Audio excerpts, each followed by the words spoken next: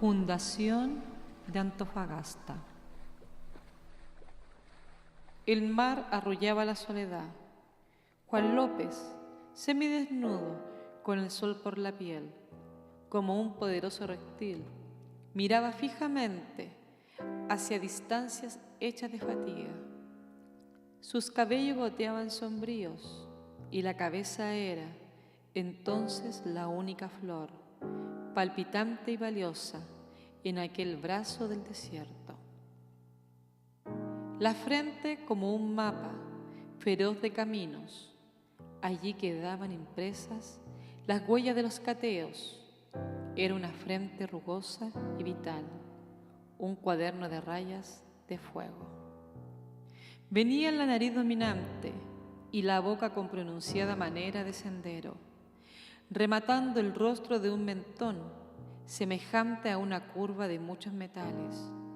Enseguida, el pecho peludo y anchuroso, lo mismo que una corriente infatigable, y las manos eran gemelas del hambre, con los enteros dedos del minero, firmes y rudos, iguales a tentáculos o a víboras ansiosas. Los pies tan anchos que sugerían las bases del mito, pies que recogían el polvo de la vida y que sabían del chisporroteo de las marchas sin remansos. Pies de bronce, sin duda. Pies para lo que el desierto era una fruta partida en medio del mundo.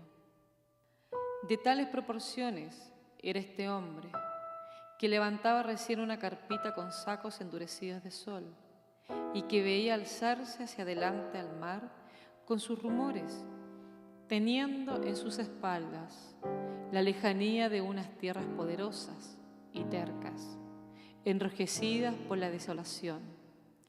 El sol era un estremecimiento de oro. Juan López respiraba la soledad de la tierra y el mar se le mostraba como un infinito espejo, dedicado a su vida febril y acelerada. López, transpirado y solo, lleno de laxitud, tendióse frente al agua. Sus ojos descendieron a la evocación.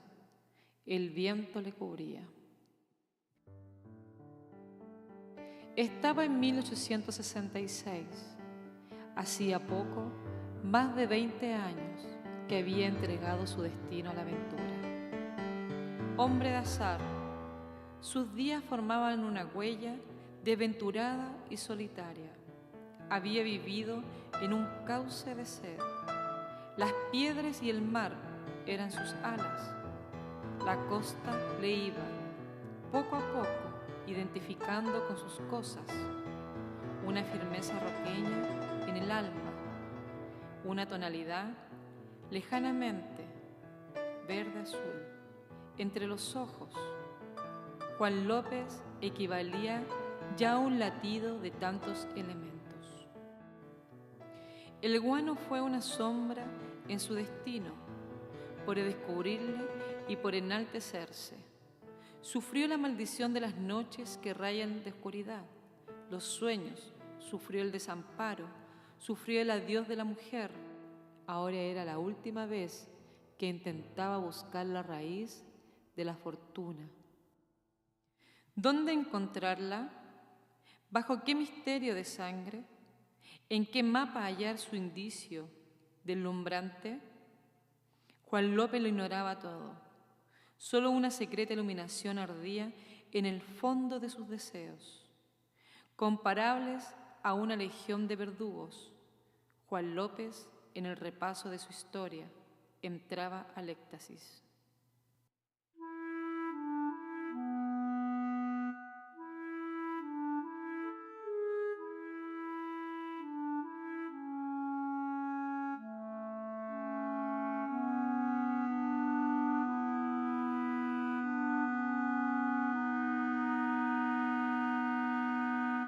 Tardos rebaños de nubes infantilizaban el firmamento.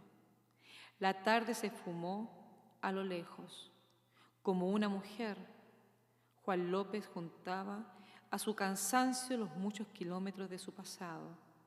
La mirada se vestía de antiguos cielos y con el olor del mar pleiteaba un olor a corazón volcado.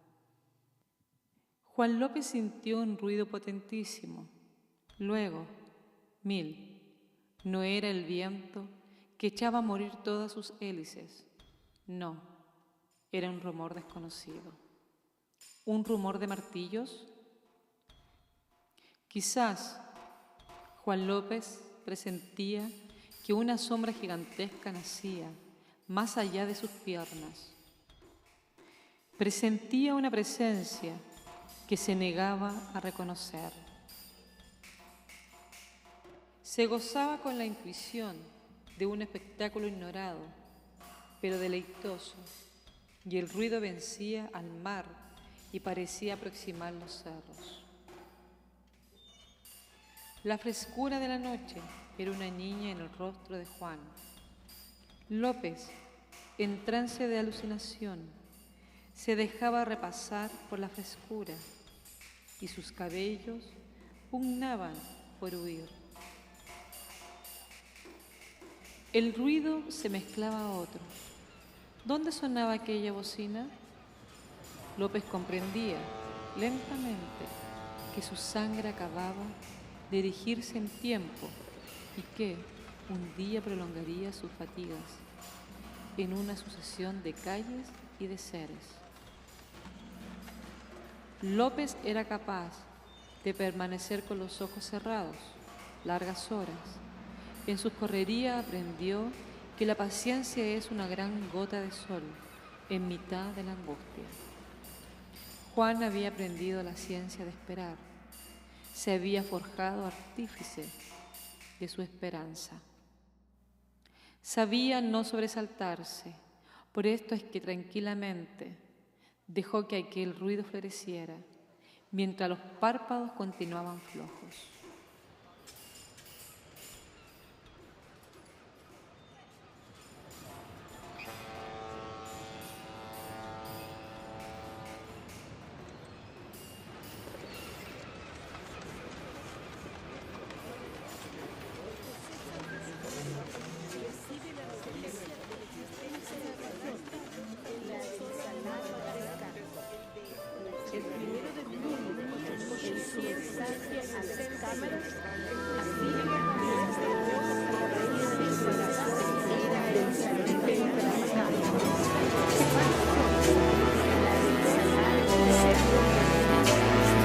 Cuando decidió abrirlos, la noche era la puerta de una alcoba madura de estrellas. Las sombras que cubrían el mar le enseñaron su completa y trágica desnudez. Juan se puso de pie y rápido, como el que teme que se escape una cosa querida. Dióse vuelta, su carpita temblaba, pero en maravillosa perspectiva, una mole monumental de luces brillaba a la distancia. Juan entendía sin análisis. El corazón se llenaba de alegría. Él era el germen de algo, una ciudad, un mundo. Su sangre fue un río de semillas. López, acostumbrado al hallazgo, no gritaba, mas por primera vez sus sienes se hincharon en una suprema intención de vuelo. El suceso se borraba. Parecía que únicamente aguardó a que Juan la admiraba para desaparecer. De pronto, la oscuridad se desplomó, tal una siniestra montaña. Juan López, en silencio, buscó su carpita.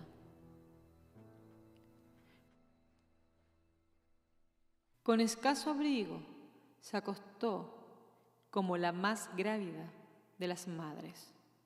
Afuera quedaba una vibración casi humana. Juan no podía dormir. Una potente inquietud le perturbaba, cual una amante exquisita. Transcurrió una hora. Juan se incorporó, desnudo, salió de la carpa. Su piel se cubrió de frío. Las estrellas vivían en su luz. Juan, presa de invencibles goces, era incapaz de dominarse. Se miraba entero. Hombre era. Pero en su fuero, precisamente, desde aquella tarde se agitaba una delicada y extraña sensación, como si le naciese otro ser. Nunca lo sabría. Una ciudad es también una criatura. Posee la ternura de un niño y la brillantez de una rosa viril.